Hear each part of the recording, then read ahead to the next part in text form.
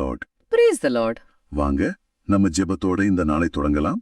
அன்பும் அருளும் நிறைந்த எங்கள் தந்தையே, இந்த புதிய நாளுக்காக, இந்த புதிய ஒரு வாய்ப்புக்காக உமக்கு நன்றி செலுத்துகிறோம். நாங்கள் சுவாசிக்கின்ற ஒவ்வொரு மூச்சு காற்றும், எங்கள் இதயத்தில் துடிக்கின்ற ஒவ்வொரு துடிப்பும், இந்த உலகை நாங்கள் காண்கின்ற எங்கள் கண்களின் ஒளியும், நீர் எங்களுக்கு தந்திருக்கும் விலைமதிப்பில்லாத கொடைகள் என்பதை உணர்ந்து உமக்கு நன்றி கூறுகிறோம். இன்று உம்முடைய வார்த்தையை கேட்டு அதை எங்கள் இதயத்தில் இருத்தி ஆழமாக சிந்தித்து பார்க்க எங்களுக்கு நீர் தரும் இந்த அருமையான தருணத்திற்காக உம்மை போற்றுகிறோம், புகழ்கிறோம். இந்த நிகழ்வை கேட்கும் ஒவ்வொரு உள்ளத்தையும் ஒவ்வொரு குடும்பத்தையும் நீர் ஆசீர்வதியும். அவர்களின் கவலைகள், கண்ணீர்கள், தேவைகள் அனைத்தையும் நீர் அறிவீர். உம்முடைய வார்த்தையின் வெளிச்சத்தில் அவர்கள் தங்கள் வாழ்க்கைப் பாதையை கண்டுகொள்ள உதவி செய்யும். எங்கள் ஜெபங்களில் நாங்கள் சுயநலமாய் இராமல், எங்கள் தேவைகளை மட்டும் உம்மிடம் வைக்காமல், சுற்றியிருக்கும் மற்றவர்களுக்காகவும், குறிப்பாக துன்பத்தில் இருப்பவர்களுக்காகவும், வழிதவறி செல்பவர்களுக்காகவும் வேண்டிக் கொள்ளும் நல்ல மனதினை தாரும். இந்த மன்றாட்டை எங்கள் சகோதரராகிய இயேசுவின் பெயரில் உம்முன் வைக்கிறோம் அப்பா. ஆமேன். ஆமேன். இன்னைக்கு ஒரு ஸ்டோரியோட ஆரம்பிக்கலாம். ஒரு புகழ்பெற்ற சிற்பி ஒருத்தர் இருந்தாரு. அவர் ஒரு பெரிய கரடு முரடான கல்ல தன் பட்டறைக்கு கொண்டு வந்தாரு. பாக்கறதுக்கு ஒரு வடிவமும் இல்லாம ரொம்ப சாதாரணமா இருந்த கல் அது. சரி. ஆனா பல மாதங்கள் பொறுமையா உளிய வச்சு செதுக்கி அதை ஒரு மிக அழகான நேர்த்தியான சிலையா வடித்தார். அந்த சிலையோட திறப்பு விழாவுக்கு ஊரே திரண்டு வந்துச்சு. ஓ! அந்த சிலையோட அழக பார்த்த மக்கள் எல்லாருமே சிற்பிய ரொம்ப பாராட்டினாங்க. எவ்வளவு அருமையான படைப்பு, உங்க திறமை அபாரமானது, இந்த கல்லுல இப்படி ஒரு அழகை எப்படி உருவாக்குனீங்க அப்படின்னு வியந்து கேட்டாங்க. இயல்புதானே. அதுக்கு அந்த சிற்பி ரொம்ப பணிவா புன்னகைச்சு, இந்த அழகு இந்த கல்லுக்குள்ள ஏற்கனவே இருந்துச்சு, நான் புதுசா எதையும் உருவாக்கல அப்படின்னு சொன்னாரு. அப்படியா? ஆமா, என்னோட வேலை அந்த அழக மறைச்சிட்டு இருந்த தேவையற்ற பகுதிகளை நீக்கினது மட்டும்தான். எல்லா புகழும் இந்த கல்லுக்குள்ள இருந்த அழகுக்கே உரியது அப்படின்னு சொன்னாரு. அருமையான ஒரு நிகழ்வு. இந்த சிற்பியோட மனநிலைதான் இன்னைக்கு நற்செய்தியில நம்ம சந்திக்க போற திருமுழுக்கு யோவானோட மனநிலைய அப்படியே நமக்கு காட்டுது இல்லையா? ஆமா, ரொம்ப சரியா சொன்னீங்க. இன்று நாம பார்க்க போற வாசகங்கள் தங்களோட முக்கியத்துவத்தை குறைச்சி இறைவனோட மகிமைய எப்படி முன்னிலைப்படுத்துறதுன்னு ரொம்ப அழகா சொல்லுது. அந்த சிற்பி தேவையற்ற கற்களை நீக்கின மாதிரி திருமுழுக்கு யோவான் தன்னோட நான் அப்படிங்கிற அகந்தையை நீக்கி கிறிஸ்துங்கிற பேரழக உலகத்துக்கு காட்டினாரு. ஆமா, இன்றைய நமது சிந்தனைக்கு ஆதாரமா எடுத்தப்பட்ட வாசகங்கள். முதல் வாசகம் திருத்தூதர் யோவான் எழுதிய முதல் திருமுகத்திலிருந்து அதிகாரம் 5 வசனங்கள் 14 முதல் 21 வரை. பதிலுரை பாடல் திருப்பாடல் 149. இறுதியா யோவான் எழுதிய நற்செய்தியிலிருந்து அதிகாரம் 3 வசனங்கள் 22 முதல் 30 வரைக்கும். அப்போ நாம நற்செய்தியிலிருந்தே ஆரம்பிக்கலாம். திருமுழுக்கு யோவானோட அந்த அற்புதமான மனத்தாட்சிய இன்னும் கொஞ்சம் ஆழமா பார்க்கலாம். நிச்சயமா. இன்னைக்கு நாம தியானிக்க போற வாசகங்கள் மத்தேயு 4:16, அதுக்கப்புறம் யோவான் நற்செய்தி 3:19-30 வரைக்கும். இதோட நோக்கம் என்னன்னா, திருமுழுக்கு யோவானோட அந்த பிரமிக்க வைக்கிற தாழ்ச்சிய புரிஞ்சுக்கிறது. அது மட்டும் இல்ல, இறைவனோட திட்டத்துல நம்ம ஒவ்வொருத்தரோட பங்கு என்னங்கறத பத்தி சிந்திக்கிறது தான். சரிதானே? சரிதான். சரி, நாம நேரடியா வாசகத்துக்குள்ள போலாமா? போலாம். யோவான் 3:22 தொடங்குது. இயேசுவும் அவரோட சீடர்களும் யூதேயாவுக்கு போறாங்க. அங்கே அவர் திருமுழுக்கு கொடுக்கிறார். அதே நேரத்துல திருமுழுக்கு யோவானும் சலீம் பக்கத்துல இருக்கிற ஐனோன் என்ற இடத்துல திருமுழுக்கு கொடுத்துட்டு இருக்கார். இதுல ஒரு முக்கியமான குறிப்பு இருக்கு. அங்கே தண்ணீர் நிறைய இருந்தது அப்படின்னு சொல்லப்பட்டிருக்கு. ஆமா, இது ஒரு சாதாரண புவியியல் குறிப்பு மட்டும் இல்ல, யோவானோட பணி எவ்வளவு சிறப்பா எவ்வளவு பெரிய அளவுல நடந்துட்டு இருந்துச்சுங்கிறதுக்கான ஒரு அடையாளம் இது. அதாவது மக்கள் கூட்டம் கூட்டமா அவர்கிட்ட வந்தாங்கன்னு அர்த்தம். நிச்சயமா. இது எல்லாமே யோவான் சிறையில அடைக்கப்படுறதுக்கு முன்னாடி நடக்குது. சொல்லப்போனா இது அவரோட பணியின் உச்சக்கட்டம். அவருக்குன்னு சீடர்கள் இருக்காங்க, மக்கள் அவரை தேடி வராங்க. இப்படிப்பட்ட ஒரு சூழல்ல இயேசுவும் அதே பணியை செய்யும் போது ஒரு போட்டி வர்றதுக்கு வாய்ப்பு இருக்கு இல்லையா? நிச்சயமா வாய்ப்பு இருக்கு. அங்கதான் அந்த நிகழ்வே ரொம்ப சுவாரஸ்யமா மாறுது. ஆமா, 25வது வசனத்துல தூய்மை சடங்கு பத்தின ஒரு சின்ன விவாதம் வருது.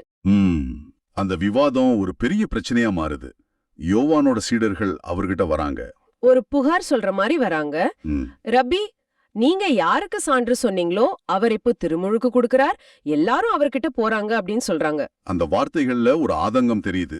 அவங்க குரு மேல இருக்கிற பற்றும் இயேசுவோட வளர்ச்சியை கண்டு எழுந்த ஒருவித பொறாமைன்னு கூட சொல்லலாம். ஆமா, இது ரொம்ப இயல்பான ஒரு மனித உணர்வு தான்.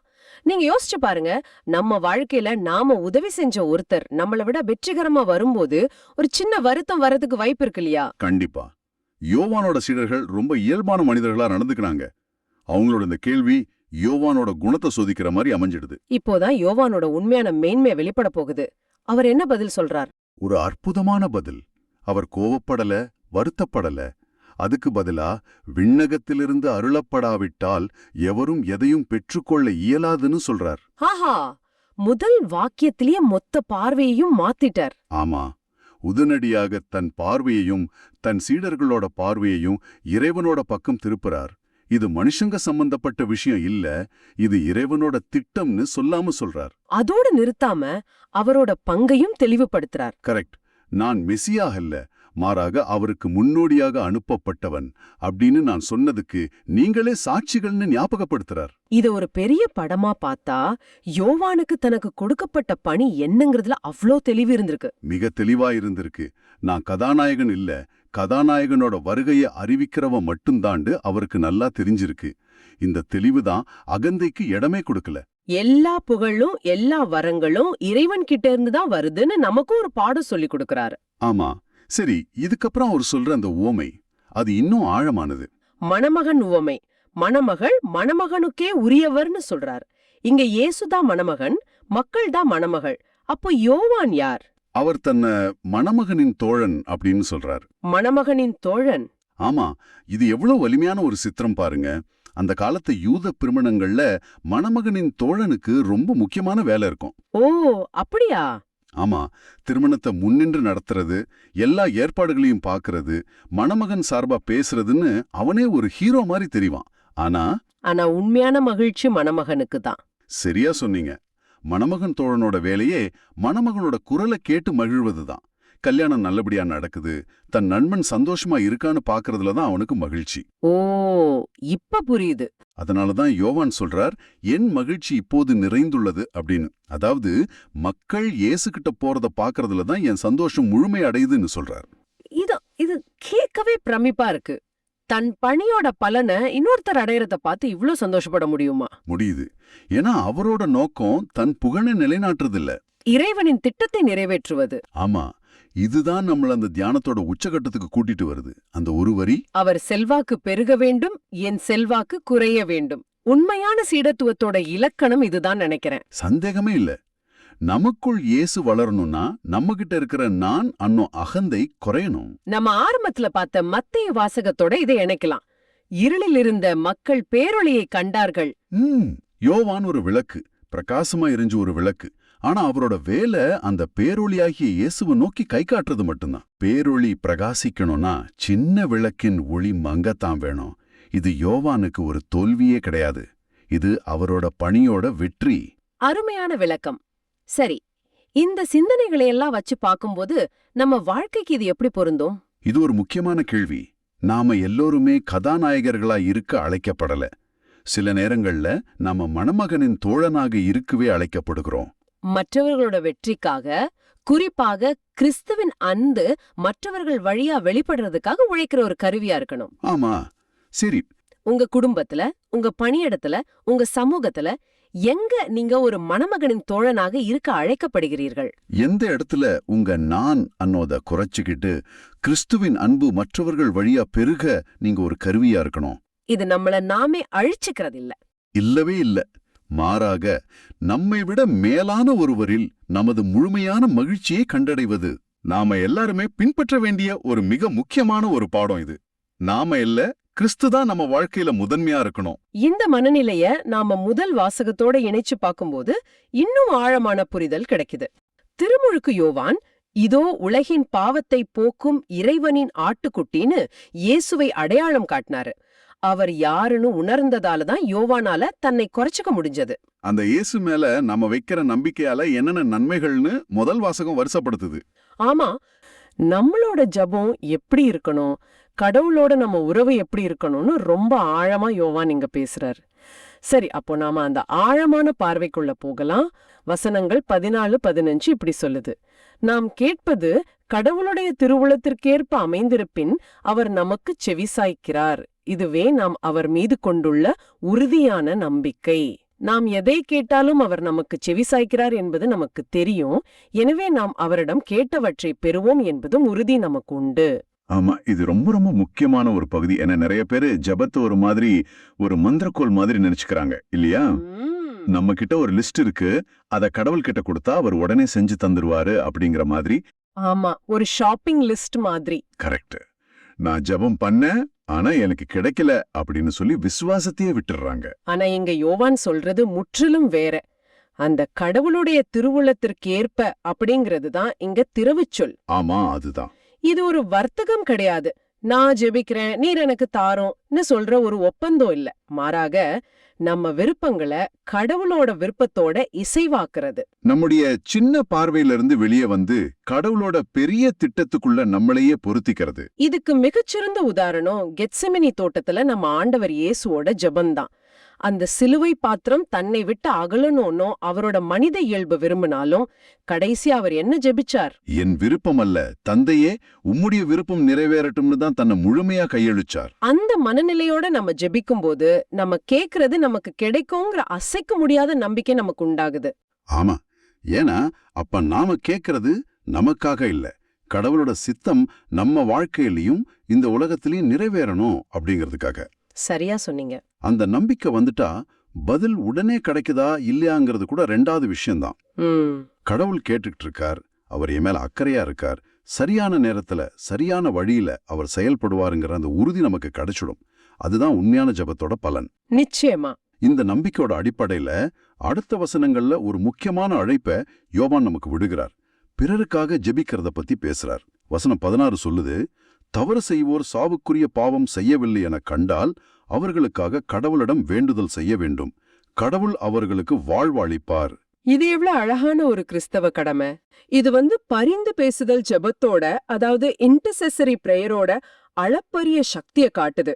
நம்ம ஜெபம் நமக்காக மட்டும் இருக்கக்கூடாது, ஒரு சுயநலத்தோட சுவத்துக்குள்ள அது அடைபடக்கூடாது. ஆமா, நம்மள சுத்தி இருக்கிறவங்களுக்காகவும், குறிப்பா தவறு செய்யறவங்களுக்காகவும், பாவத்துல விழுந்து கிடக்கிறவங்களுக்காகவும் நம்ம ஜெபிக்க அழைக்கப்பட்டிருக்கிறோம். மற்றவர்கள் பாவம் செய்வதை பார்க்கும்போது அவங்கள வெறுத்து ஒதுக்காம, அவங்கள பத்தி புறம்பேசாம, விமர்சனம் செய்யாம, அவங்களுக்காக ஆண்டவர்கிட்ட மௌனமா மன்றாடணும். அதுதான் உண்மையான கிறிஸ்துவ அன்பு. அவங்க மனம் திரும்பவும் மீண்டும் நிலைவாழ்வு பெறவும் நம்மளோட ஜெபம் ஒரு சக்தி வாய்ந்த கருவியா மாறுது.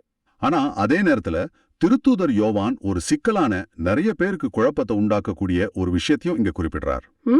ஆமா, சாவுக்குரிய பாவம் உண்டு, அப்பாவத்தை செய்வோருக்காக வேண்டுதல் செய்ய வேண்டும் என நான் சொல்லவில்லை என்கிறார். இதை கேட்ட உடனே, அப்போ சில பாவங்களுக்கு மன்னிப்பே கிடையாதா, சிலருக்காக நாம ஜெபிக்கவே கூடாதா அப்படின்னு கேள்விகள் வரும். இதோட உண்மையான அர்த்தம் என்ன? இது ஒரு மிக ஆழமான இறையியல் கருத்து. இதை நாம கவனமா புரிஞ்சுக்கணும். சாவுக்குரிய பாவம் அப்படிங்கிறது ஒரு குறிப்பிட்ட செயல் இல்ல, அது ஒரு மனநிலை. கடவுளோட அருளையும் மன்னிப்பையும் இரக்கத்தையும் முழுமையா மனமுவந்து பிடிவாதமா நிராகரிக்கிற ஒரு நிலை. அதாவது ஒருத்தர் தன் இதயத்தை முழுசா கடினப்படுத்திக்கிட்டு, எனக்கு கடவுளோட மன்னிப்பே தேவையில்லை, எனக்கு இரக்கம் வேண்டான்னு சொல்லி கடவுளுக்கு எதிரா தன் கதவை முழுமையா சாத்திக்கிற நிலை. பரிசுத்த ஆவிக்கு எதிரான பாவம்னு இயேசு சொல்றதோட இதை ஒப்பிடலாம். ஆனா யார் அந்த நிலையில இருக்காங்கன்னு தீர்ப்பு சொல்றது நம்ம வேலை கிடையாது, அது கடவுளுக்கு மட்டும்தான் தெரியும். சரி, யோவான் நீங்க சொல்றதோட நோக்கம் அவங்களுக்காக ஜெபிக்காதீங்கன்னு சொல்றதில்ல, மாறாக மனந்திரும்ப வாய்ப்புள்ளவங்களுக்காக நாம எவ்வளவு விடாமுயற்சியோட நம்பிக்கையோட ஜெபிக்கணும்னு வலியுறுத்துறதுதான். யாருடைய மனதையும் கடவுளால் மாற்ற முடியுங்கிற நம்பிக்கையோட நாம தொடர்ந்து ஜெபிக்கணும். நம்ம கடமை ஜெபிக்கிறது, தீர்ப்பளிக்கிறது இல்ல. அருமையான விளக்கம். சரி, அடுத்ததா வசனங்கள் 18-19ல நம்ம கிறிஸ்தவ அடையாளத்தை பத்தி ஒரு ஆச்சரியமான உண்மையை யோவான் சொல்றார். கடவுளிடமிருந்து பிறந்தோர் பாவம் செய்வதில்லை என்பது நமக்கு தெரியும், ஆனால் உலகனைத்தும் தீயோனின் பிடியில் இருக்கிறது. ஆமா, இது ஒரு பெரிய முரண்பாடா தோணுது இல்லையா? திருமுழுக்கு பெற்று கடவுளோட பிள்ளைகளான நாம பாவம் செய்வதே இல்லையா? அப்போ நம்ம டெய்லி தடுமாறுறோமே, தப்பு செய்யறோமே, அதுக்கு என்ன அர்த்தம்? இதுவும் ஒரு ஆழமான ஆன்மீக உண்மைதான். இதோட அர்த்தம் நம்ம ஒருபோதும் தடுமாறுறதே இல்லைன்னு இல்ல, மாறாக திருமுழுக்கு வழியா கடவுளோட பிள்ளைகளான நமக்கு பாவத்தை எதிர்க்க ஒரு புதிய ஆற்றல, ஒரு புதிய இயல்ப, ஒரு தெய்வீக பிறப்ப கடவுள் தர்றார். தீயோன் நம்மை தீண்டாதபடி, அதாவது நம்மள முழுமையா அடிமைப்படுத்தி ஆட்கொள்ளாதபடி கடவுளின் மகன் நம்மள பாதுகாக்கிறார். நம்ம அடையாளம் மாறிடுச்சு. நாம இப்போ பாவத்தோட பிள்ளைகள் இல்ல, கடவுளோட பிள்ளைகள். ஆனா அதே நேரத்துல நாம வாழ்ற இந்த உலகம், அதோட அமைப்புகள், சிந்தனைகள், கவர்ச்சிகள் இதெல்லாம் தீயோனோட செல்வாக்குக்கு கீழே இருக்கு. அதனால நாம எப்பவும் விழிப்பா இருக்கணும். இது ஒரு தொடர்ச்சியான ஆன்மீக போராட்டம். நாம கடவுளுக்குரியவங்க, ஆனா தீயோனோட கட்டுப்பாட்டுல இருக்கிற உலகத்துல வாழ்ந்துகிட்டு இருக்கோம். இந்த போராட்டத்தை நாம முதல்ல உணரணும். வசனத்துல ரொம்ப அழகா சொல்லப்பட்டிருக்கு. இதுதான் இந்த முழு வாசகத்தோட உச்சகட்டம்னே சொல்லலாம். ஆமா, இறைமகன் உண்மையான இறைவனை அறிந்து கொள்ளும் ஆற்றலை நமக்கு தந்துள்ளார் என்பதும் நமக்கு தெரியும். நாம் உண்மையான இறைவனோடும் அவர் மகன் ஏசு கிறிஸ்துவோடும் இணைந்து வாழ்கிறோம். இவரே உண்மை கடவுள், இவரே நிலைவாழ்வு. நிச்சயமா. அந்த ஆன்மீக போராட்டத்துல நாம தனியா ஆயுதமில்லாம விடப்படல. நமக்கான பாதுகாப்பு, நமக்கான நம்பிக்கை, நமக்கான ஆற்றல், நமக்கான வெற்றி எல்லாமே இயேசு கிறிஸ்து தான். அவர்தான் உண்மையான கடவுளை நமக்கு முழுமையா வெளிப்படுத்தினவர். அவர்தான் தந்தைக்கும் நமக்குமான பாலம். நாம அவரோடும் அவர் வழியா தந்தையோடும் இணைஞ்சிருக்கும் போது தீயோனோட பிடியிலிருந்து நம்ம பாதுகாக்கப்படுறோம். இதுதான் நம்ம விசுவாசத்தோட மையம். உலகத்தோட கவர்ச்சிகளுக்கும் தீயோனோட சோதனைகளுக்கும் எதிரா நிக்கிற அசைக்க முடியாத கேடயம் கிறிஸ்து ஒருவரே. அவரில் நிலைத்திருக்கும் போதுதான் நாம் பாதுகாப்பாக இருக்கிறோம். இந்த உறுதியான மாபெரும் நம்பிக்கையை வழங்கின பிறகு கடைசியா 21ஆம் வசனத்துல ஒரு திடீர் ஆனா ரொம்ப அவசியமான எச்சரிக்கையோட இந்த வாசகம் முடியுது. ஆமா, பிள்ளைகளே, சிலை வழிபாட்டை குறித்து எச்சரிக்கையாயிருங்கள் அப்படின்னு. இவ்ளோ பெரிய இறையியல் கருத்துக்களை பேசிட்டு திடீர்னு சிலை வழிபாடு பத்தி ஏன் பேசணும்னு நமக்கு தோணலாம் இல்லையா? ஆமா, சம்பந்தம் இல்லாத மாதிரி தோணும். இது ரொம்ப முக்கியமான, காலங்களை கடந்து நிக்கிற ஒரு எச்சரிக்கை. இங்க சிலைகள்னா நம்ம வாழ்க்கையில கடவுளுக்கு கொடுக்க வேண்டிய முதல் இடத்தை, அந்த சிம்மாசனத்தை வேற எதுக்கெல்லாம் கொடுக்கறோமோ அவையெல்லாம் சிலைகள் தான். அது பணமா இருக்கலாம், பதவியா இருக்கலாம், புகழா இருக்கலாம், நம்ம அறிவா இருக்கலாம், உறவுகளா இருக்கலாம், ஏன் நம்மளோட சொந்த அகந்தையா கூட இருக்கலாம். எது நம்ம நேரத்தை, சிந்தனைய, ஆற்றலை முழுசா ஆக்கிரமிச்சு கடவுளை 2வது இடத்துக்கு தள்ளுதோ அதுவே நம்மளோட நவீன சிலை. அருமையா விளக்குனீங்க. ஆக இந்த வாசகத்தின் வழியா இன்னைக்கு நாம கத்துக்கிட்ட பாடங்களை சுருக்கமா பார்க்கலாம்.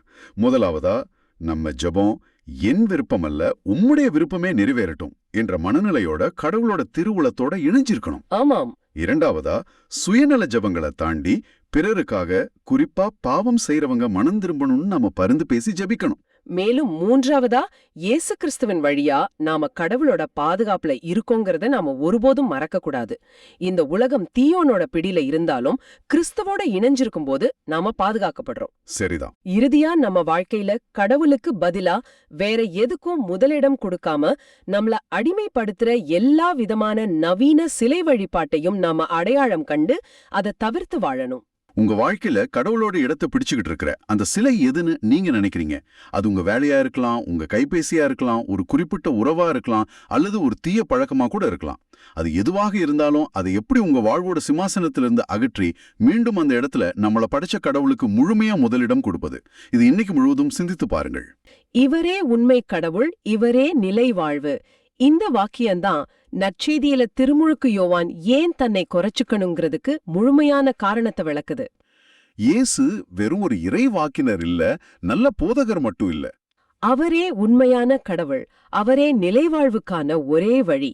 இந்த பேருண்மைய முழுசா உணர்ந்ததாலதான் திருமுழுக்கு யோவானால அவ்வளவு சந்தோஷமா அவர் பெருக வேண்டும், நான் குறைய வேண்டும்னு சொல்ல முடிஞ்சது. உண்மைதான். உண்மையான சூரியன் வந்த பிறகு விளக்கோட ஒளி மங்கதானே செய்யும். இந்த சிந்தனைய திருத்தந்தை பிரான்சிஸ் அவர்களோட வார்த்தைகளோட இணைச்சு பார்க்கலாம். திருத்தந்தை சொல்றாரு, இயேசு தன்னோட பணிய விண்ணக அரசு சமீபமாய் உள்ளதுன்னு ஆரம்பிச்சாரு. அதோட பொருள் என்ன? விண்ணக அரசுன்னா கடவுளோட ஆட்சி. அதாவது கடவுள் நமக்கு ரொம்ப பக்கத்துல வந்துட்டாரு. அவர் வானத்துல எங்கேயோ தூரத்துல இல்ல. அவர் சுவர்களை தகர்த்து தூரத்தை குறைச்சு இயேசு வழியா நம்ம கூட, நம்ம மத்தியில இருக்காரு. ஆம், அந்த அருகாமையத்தான் திருமுழுக்கு யோவான் அறிவிச்சாரு. ஆமா, இன்னைக்கு நாம கேட்ட அல்லேலூயா பதிலுரை சொல்ற மாதிரி இருளில் இருந்த மக்கள் பேரொளியை கண்டார்கள். அந்த பேரொளி நமக்கு அருகில் வந்த இயேசுதான். கடவுளோட இந்த அருகாமையையும் அவர் நம்ம மேல காட்டுற அன்பையும் உணரும்போது நம்ம மனசுல இயல்பாவே ஒரு மகிழ்ச்சி வருது இல்லையா? நிச்சயமா. இந்த மகிழ்ச்சியத்தான் இன்றைய பதிலுரை பாடல் ரொம்ப அழகா சொல்லுது. திருப்பாடல் 149 பல்லவி, ஆண்டவர் தம் மக்கள் மீது விருப்பம் கொள்கின்றார். இது கேட்கவே எவ்வளவு சந்தோஷமா இருக்கு. பிரபஞ்சத்தையே உண்டாக்கின கடவுள் ஏன் மேலையும் நீங்க கேக்குற உங்க மேலையும் விருப்பம் கொள்கிறார். இதை விட பெரிய மகிழ்ச்சி என்ன இருக்க முடியும்? அதனாலதான் அந்த திருப்பாடல் ஆண்டவருக்கு புதியதொரு பாடலை பாடுங்கள். ஏன் புதிய பாடல்? ஏற்கனவே ஆயிரக்கணக்கான பக்தி பாடல்கள் இருக்கே, அது போதாதா? இது ரொம்ப முக்கியமான கேள்வி. இந்த புதிய பாடல்ங்கிற வார்த்தை திருவிவிலியத்துல பல இடங்கள்ல வருது. இது ஏதோ புதுசா டியூன் போட்ட பாட்டையோ இல்ல புதுசா எழுதின வரிகளையும் மட்டும் குறிக்கல. இதோட ஆழம் வேற. மூலமொழியான எபிரேத்துல பார்த்தோம்னா இந்த புதிய பாடல்ங்கிற பதம் எப்பெல்லாம் வருதுன்னா கடவுள் அவங்க வாழ்க்கையில ஒரு மிகப்பெரிய விடுதலைய கொடுக்கும் போதுதான். அப்படியா? புலம்பல் பாட்டு வேற, இப்போ சுதந்திர மனிதர்களா பாடுற கொண்டாட்ட பாட்டு வேற. இது வெறும் தினசரி நன்றிய பத்தினதில்ல. நம்ம வாழ்க்கையில இருக்கிற ஒரு பெரிய தடைய, ஒரு அடிமைத்தனத்தை உடைச்சு கடவுள் நம்மள விடுவிக்கும் போது நம்ம உள்ளத்திலிருந்து இயல்பா பொங்கி வர பாட்டுதான் அந்த புதிய பாடல். கரெக்ட். அது ஒரு பழக்கத்துக்கான அடிமைத்தனமா இருக்கலாம், ஒரு பயமா இருக்கலாம், ஒரு நோயா இருக்கலாம். அதுல இருந்து வெளியே வரும்போது நம்ம பாடுற பாட்டுக்கு ஒரு தனி சக்தி இருக்கு. மிகச்சரியா சொன்னீங்க. அதுதான் அந்த பாடலை புதியதா மாத்துது. நேத்து இருந்த சூழ்நிலை இன்னைக்கு இல்ல, நேத்து இருந்தன்னா இன்னைக்கும் இல்ல. கடவுளோட செயல்பாடு என் வாழ்க்கைய மாத்திருச்சு. ஆமா, அந்த மாற்றுச்சின் வெளிப்பாடுதான் இந்த புதிய பாடல். அதனாலதான் அடுத்த வரியே, இஸ்ரேல் தங்களை உண்டாக்கினவரை குறித்து மகிழ்ச்சி கொள்வதாக, சியோன் மக்கள் தங்கள் அரசரை முன்னிட்டு களிகூறுவார்களாகன்னு வருது. அவர் நம்மள படைச்சவர் மட்டும் இல்ல, ஒவ்வொரு நாளும் நம்மள ஆண்டு வழிநடத்துற அரசர். அந்த உறவுல கிடைக்கிற பாதுகாப்பு, அந்த உறவுல கிடைக்கிற புது புது அனுபவம் தான் இந்த புதிய பாடலுக்கான ஆதாரம். அப்போ ஒவ்வொரு நாளும் நம்ம ஜபத்துக்கு வரும்போது ஏற்கனவே மனப்பாடம் செஞ்சு வச்ச பாடல்களை இயந்திரத்தனமா பாடாம, ஆண்டவரே இன்னைக்கு என் வாழ்க்கையில நீங்க செஞ்ச எந்த புது நன்மைக்காக நான் உங்களுக்கு புதுசா ஒரு பாட்டு பாடலான்னு கேட்கணும். ஆமா, ஒருவேளை அது வார்த்தைகளே இல்லாத ஒரு முணுமுணுப்பா கூட இருக்கலாம் இல்லையா? நிச்சயமாக. அந்த உணர்வு தான் முக்கியம். அந்த உண்மையான புதுப்பிக்கப்பட்ட நன்றி உணர்வு தான் புகழ்ச்சியோட முதல் படி. சரி, இந்த உணர்வு மனசுக்குள்ள மட்டும் இருந்தா போதுமா? அதை எப்படி வெளிப்படுத்தணும்னு திருப்பாடல் ஆசிரியர் சொல்றாருன்னு பாப்போமா? இதுதான் எனக்கு ரொம்ப பிடிச்ச பகுதி. 3வது வசனம் சொல்லுது, நடனம் செய்து அவரது பேரை போற்றுவார்களாக, மத்தளம் கொண்டும் யாழ் இசைத்தும் அவரை புகழ்ந்து பாடுவார்களாக. நடனம். ஆமா, இத நாம பொதுவா ஜெபத்தோட சம்பந்தப்படுத்தி பாக்குறதே இல்ல. சொல்ல போனா நம்ம கலாச்சாரத்துல ஆடுறது ஒரு மாதிரி மரியாதை குறைவான விஷயமா பார்க்கப்படுது. ஆனா இங்க திருவிலியமே அதை செய்ய சொல்லிதே. ஆமா, இங்கதான் நாம நம்மளோட நவீன கண்ணோட்டத்தை கொஞ்சம் கழட்டி வச்சுட்டு அந்த காலத்து கலாச்சார பின்னணியோட இத பார்க்கணும்.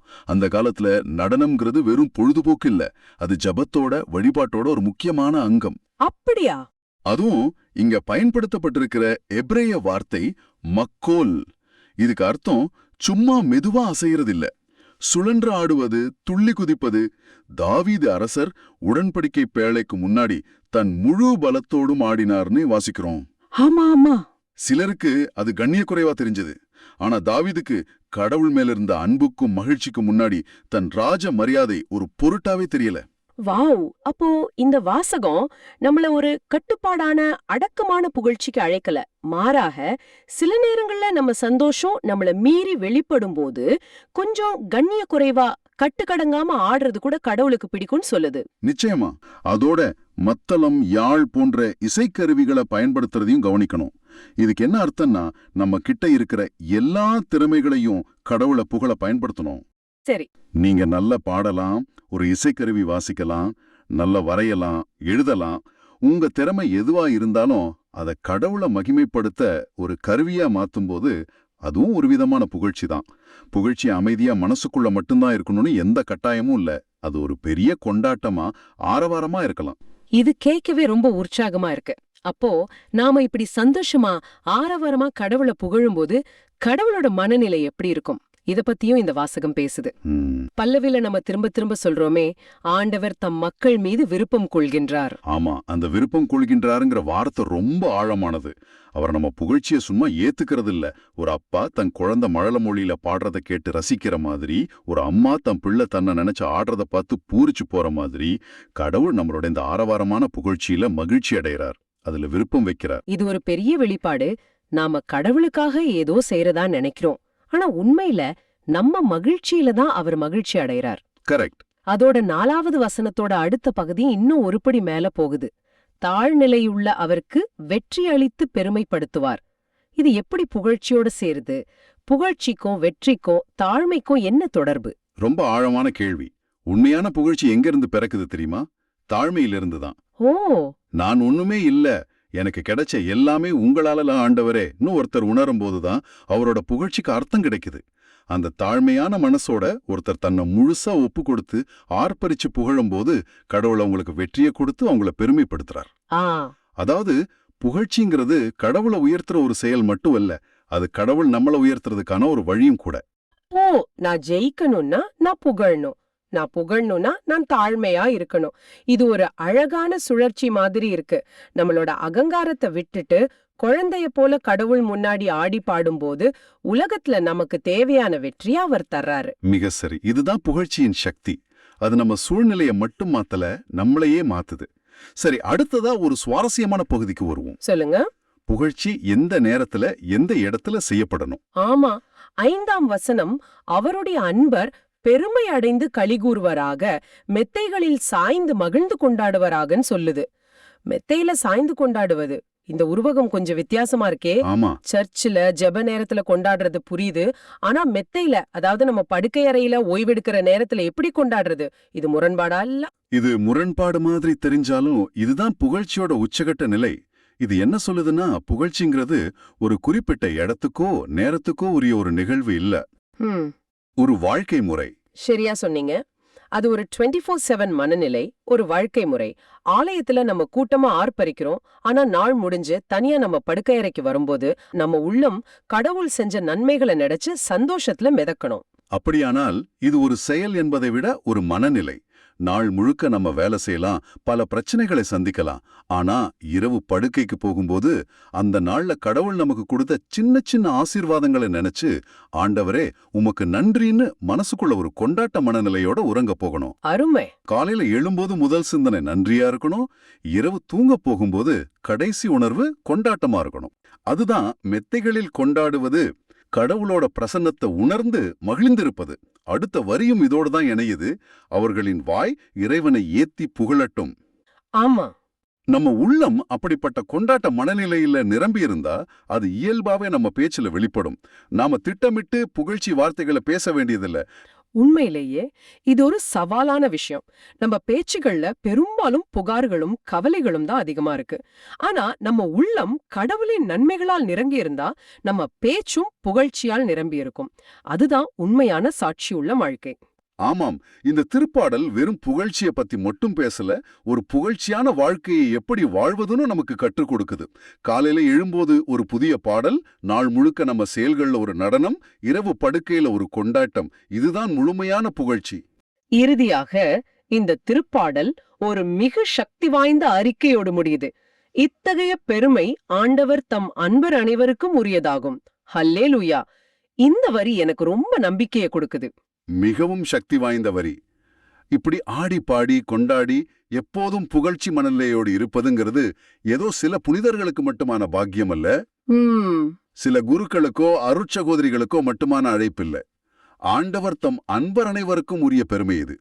அதாவது கடவுள் மேல அன்பு வச்சிருக்கிற உங்களுக்கும் எனக்கும், நம்ம எல்லாருக்குமான உரிமை இது. ஆமா, நாம ஒவ்வொருத்தரும் கடவுளோட அரச குமாரர்கள், குமாரிகள். அந்த அரசவைக்குள்ள நுழைஞ்சு நம்ம ராஜாவை பார்த்து சந்தோஷமா ஆடி பாடி மகிழ்விக்கிறது நம்ம உரிமை, நம்ம பெருமை. அதை யாரும் நம்ம கிட்ட இருந்து பறிக்க முடியாது. இது உண்மையிலே ஒரு பெரிய பாக்கியம்.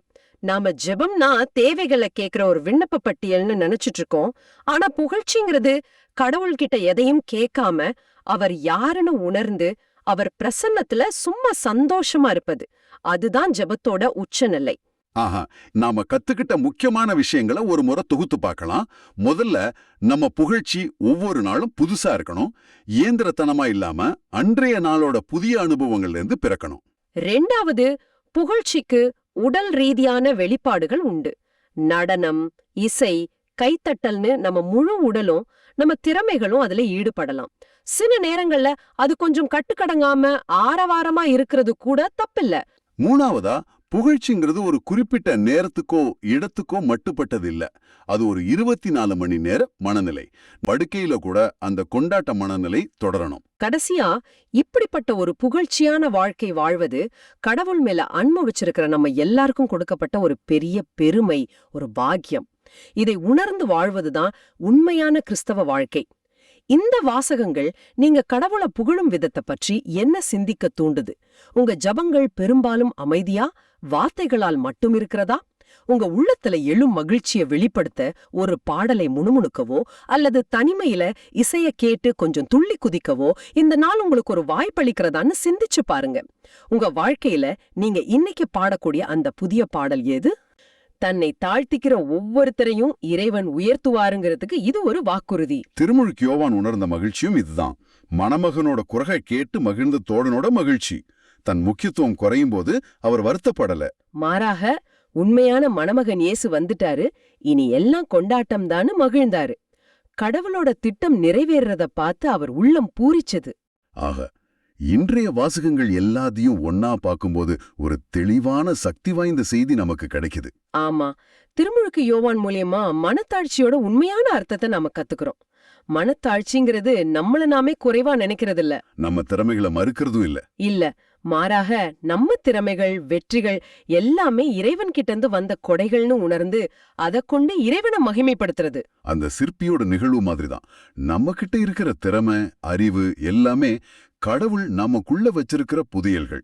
நாம செய்ய வேண்டியது நம்மளோட நான்கிற அகந்தைய, பொறாமைய, அந்த தேவையற்ற கற்களை நீக்கி நமக்குள்ள இருக்கிற அந்த அழக, அதாவது கிறிஸ்துவ மத்தவங்களுக்கு வெளிப்படுத்துறது தான்.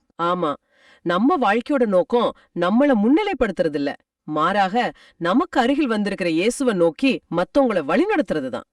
அவர் பெருக வேண்டும், நான் குறைய வேண்டும் என்பது நம் அன்றாட வாழ்க்கையோட தாரக மந்திரமா மாறணும். நம் குடும்பத்துல, நாம வேலை செய்யற இடத்துல கிறிஸ்துவோட அன்பு பெருக நாம கொஞ்சம் குறைய தயாரா இருக்கிறோமாங்கிறது தான் இன்னைக்கு நம்ம முன்னாடி இருக்கிற கேள்வி. அப்படியானால் இன்று நாம் சிந்தித்து பார்க்க வேண்டிய கேள்வி இதுதான். திருமுழுக்கு யோவானைப் போல நம்முடைய வாழ்வில் கிறிஸ்து பெருகவும் நாம் சிறுகவும் எந்தெந்த இடங்களில் நாம் நம்மையே குறைத்துக் கொள்ள, நமது நான் என்பதை விட்டுக் கொடுக்க அழைக்கப்படுகிறோம்? சிந்திப்போம். இந்த ஆழமான பார்வை உங்களுக்கு பயனுள்ளதாக இருந்ததுன்னு நினைச்சா மற்றவங்களுக்கும் இந்த காணொலியை பகிருங்கள். நற்செய்தியின் தூதராக இறையாட்சியை எடுத்துரையுங்கள். நன்றி. மீண்டும் நாளை சந்திப்போம். இயேசுவுக்கே புகழ். அன்னை மரியே வாழ்க.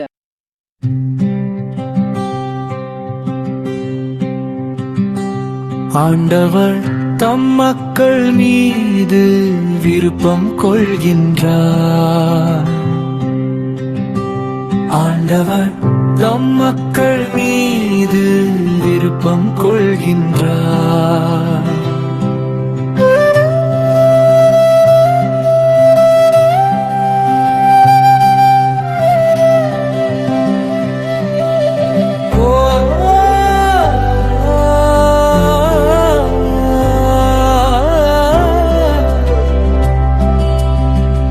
அல்லேலூயா, ஆண்டவருக்கு புதியதொரு பாடலை பாடுங்கள். அவருடைய அன்பர் சபையில் அவரது புகழை பாடுங்கள். இஸ்ரவேல் தன்னை உண்டாக்கினவரை குறித்து மகிழ்ச்சி கொள்வதாக. சீயோனின் மக்கள் தம்மரசரை முன்னிட்டு களி கூர்வார்களாக. ஆண்டவர் தம் மக்கள் மீது விருப்பம் கொள்கின்றார்.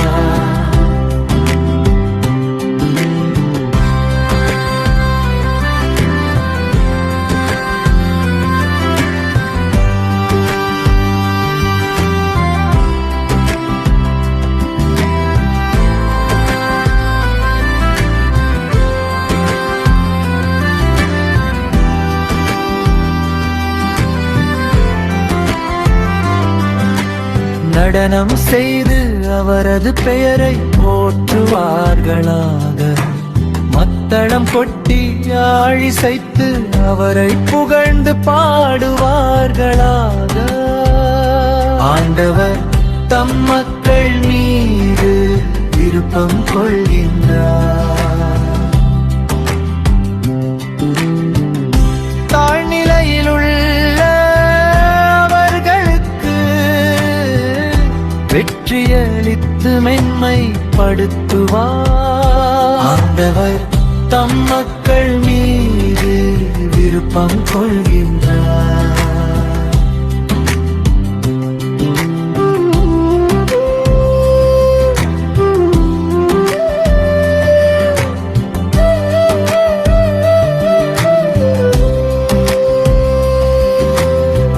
அவருடைய அன்பர் மேன்மையடைந்து களி கூர்வராவர். மெத்தைகளில் சாய்ந்து மகிழ்ந்து கொண்டாடுவராக. அவர்களின் வாய் இறைவனை ஏத்திப் புகழட்டும்.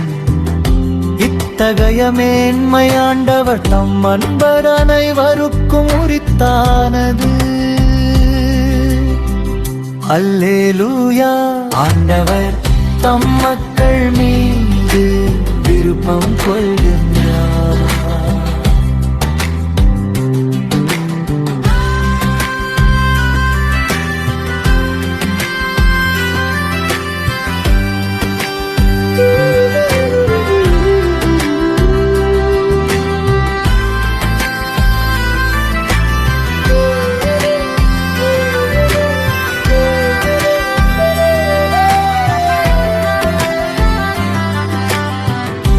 ஆண்டவர் தம் மக்கள் மீது விருப்பம் கொள்கின்றார். ஆண்டவர் தம் மக்கள் மீது விருப்பம் கொள்கின்றார்.